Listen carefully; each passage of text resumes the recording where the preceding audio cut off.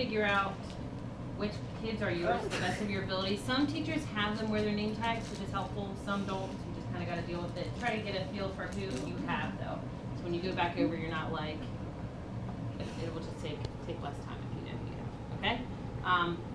Also, if you don't know how to say their name, good luck. Now you know what I go through at the beginning of every year. You can ask the teacher if they have a second, but I wouldn't, ask them when they're in the middle of reading a book. Hey, what's that kid's name? How do you say it? Okay, don't be rude. You're there to observe. You're not there to make a scene. All right. So on the 6th, we go back over and you guys will present a unit together as Drew and Peyton are partners. They will be doing it. I think you guys have 5 or 6 days to work on it in class, which is plenty of time. And then when we go back on the 14th and 15th, you guys will do your second lesson. One day will be Peyton's day. He will present. Drew will be a helper. All right, make sure the kids aren't picking their nose, give them glue sticks, whatever you need. And the next day, Drew will be in charge and Peyton will be the helper. Does that make sense? We go 4 times, but you're only presenting 2 of the 4 times.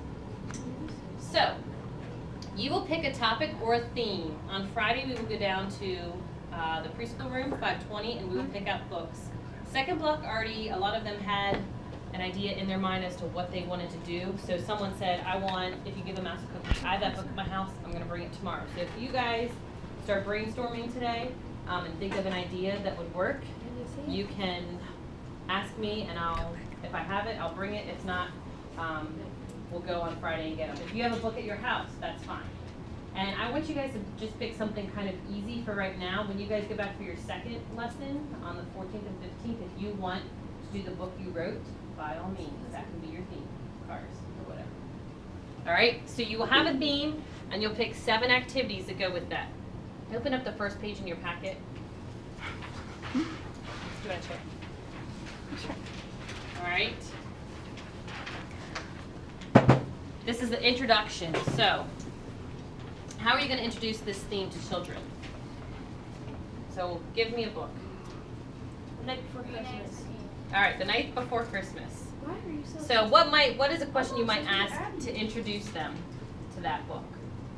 Making, what do you want for Christmas? Okay, what happens at Christmas? How far away is Christmas? Anything, no, you're right, anything like that. So you do one question to kind of get a feel for what they know. Good thing is a lot of them already know. All right, you can even bring in a toy, like someone wants to do something with cats and they want to bring in a stuffed animal cat to introduce it. I offered my tag, they weren't so sure. All right, 3 questions, you don't need a video too. 3 questions during the process, so it could be something as simple as, what do you think is going to happen next? How many ladybugs are on this page? All right, how do you think that character's feeling? 3 questions during the book to make sure they're paying attention.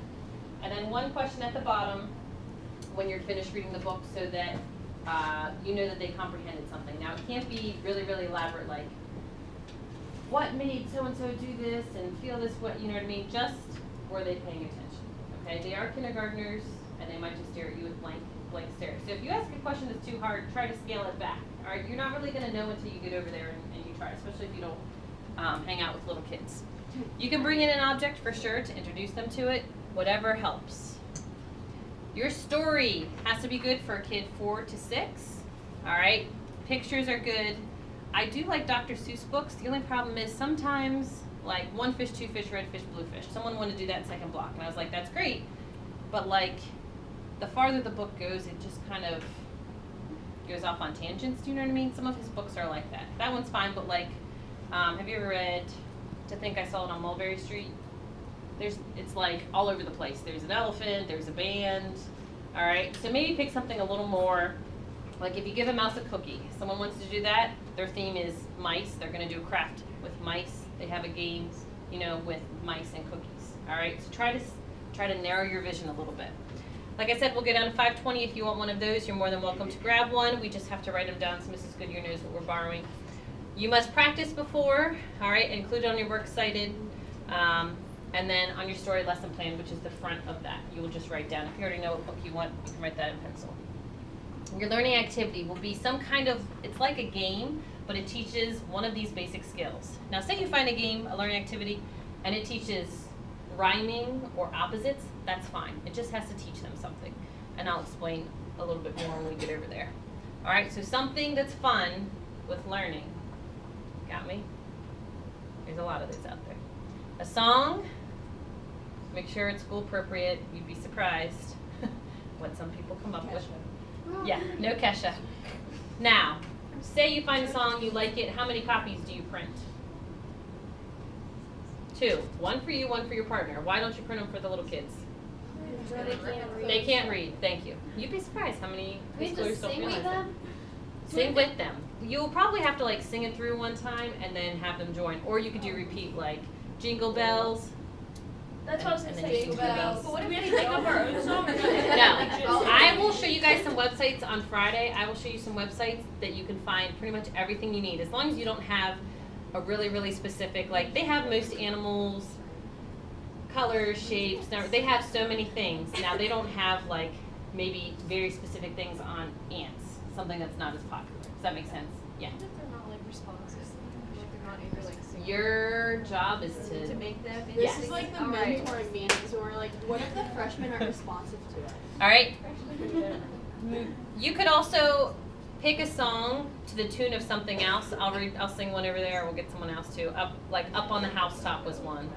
Another one was like, take me out to the ball game. So take me out to the ocean. All right. Pick a song that they either know or that can be sung to the tune of something they know. Game something active that is related to your theme where they can get up and move. We have space in the hallway. It's kind of difficult to go outside, but just something like hot potato, musical chairs, something that would relate. So say you're doing a mouse and a cookie. Instead of hot potato, it would be like hot mouse, hot cookie, whatever you want. A finger play. Does anyone know what a finger play is? Like a puppet play with like little fair puppets. More like that. It's a good one. It's some kind of poem, rhyme, song with hand motion. So Itsy Bitsy Spider is a good one. Finger plays are specifically with your fingers. I say it's just got to be a song with some kind of motion. So it could be I'm a little teapot, okay? That's more than just my fingers. It could be something where they're not just singing. So say you find 2 songs, but you can't find any finger plays. Take one of the songs and put some motions to it. Oh, dude, can I teach him to dance? Debatable. I don't know if we have time for that. Plus, you're not going to be here for like 6 days. We'll see. True. But if it's part of your finger play, then that's fine. So some kind of song, rhyme, whatever, that has motions. It doesn't just have to be fingers. Art or craft. This is where people get bogged down and they spend a lot of time on crafts. Your crafts and your learning activities are probably going to take the most amount of time to prepare. Now we go over at 11:10. So we get there between 11:20, 11:25. And we have to leave pretty much, you have a little less than an hour. Second block only has like 45 minutes. You guys have about 55 minutes. You're lucky in that aspect. But you don't want it to be a craft that's really, really hard that takes 20 minutes, okay? It should be less than 20 minutes, and you'll have to kind of figure that out as you're making it. You'll make a model, kind of like an example. You can see some examples over there on the board. And it can't just be coloring. They can color something, but you can't say, here's a worksheet color, that's your craft. They have to cut out, they have to glue stuff, something. Does that make sense? So it can't just be coloring. And they're really, really cool things. As far as crafts go, I have little white plates, I have lots of paper, and then the bottom of that orange cupboard, I have a ton of random things that people have left. So say you find everything you want, but I don't have googly eyes, tough. If you want googly eyes, go get them. If not, the kids can take markers and draw eyes on them. Lastly, who wants to read some hints for me? Ophelia, read the first one. I meant the amount of coloring activities you use while planning activities. Okay, if there's a lot of coloring to be involved, you might have to color some of it ahead of time. And I'll explain that more. Peyton, number 2. Involve as many senses as possible. Sight, hearing, touch, taste, and smell. 3, Peyton. Allie. When presenting, keep noise levels to a minimum. Just remember, there's going to be more than one group in each classroom, so you don't want to be obnoxious so that they can't hear each other. So that's the last one. Lastly, don't ask them if they're Can you read don't with a little more expression? Don't.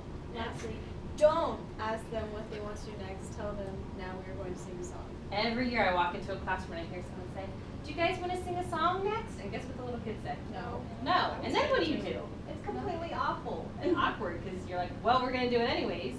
Don't ask them. You are the boss, within reason. Tell them Now we're going to do this. One more minute and we're going to play a game, whatever.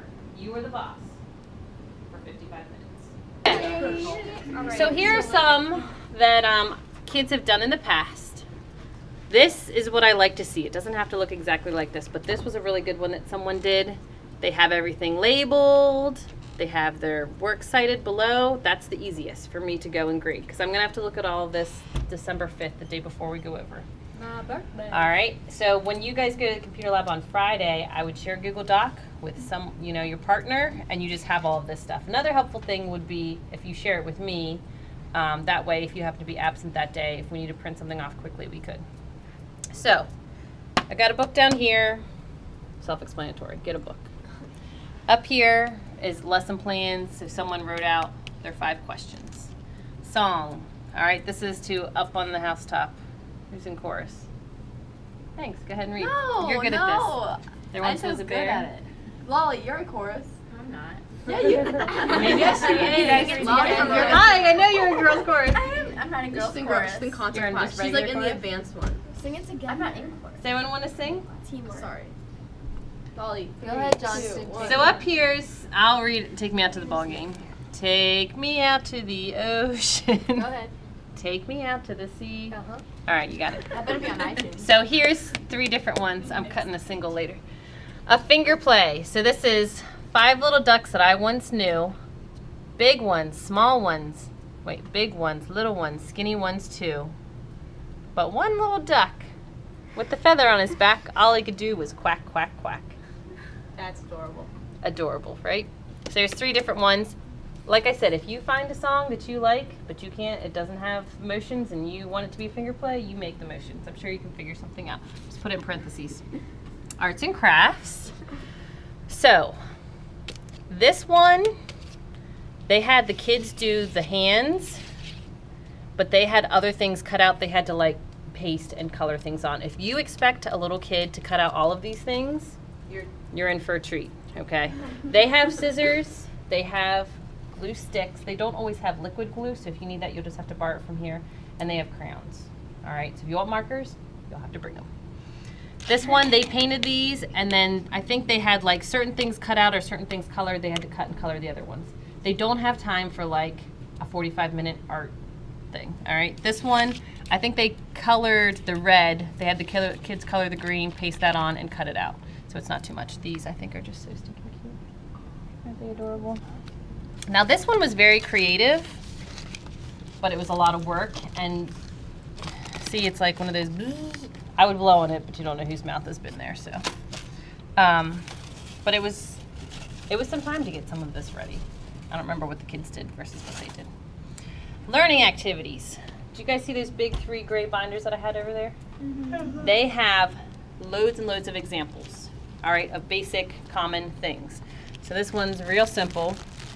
And I laminated this because I'm going to keep it, all right, and I want it to look nice. You guys don't have to laminate because you're doing it for a day, 10 minutes.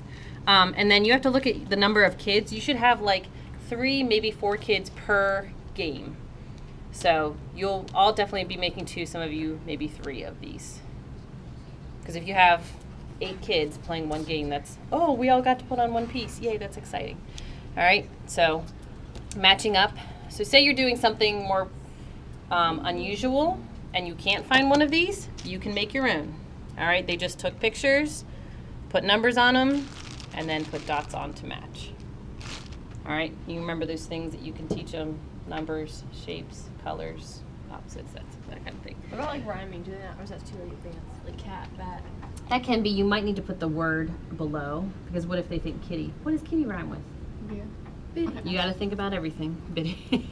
All right, here's some games. This one's describing a fish game where they laminated a bunch of fish, paper clips on them, and then they got string, just some yarn, and some pieces of wood, put magnets on the bottom, and they had their kids fish.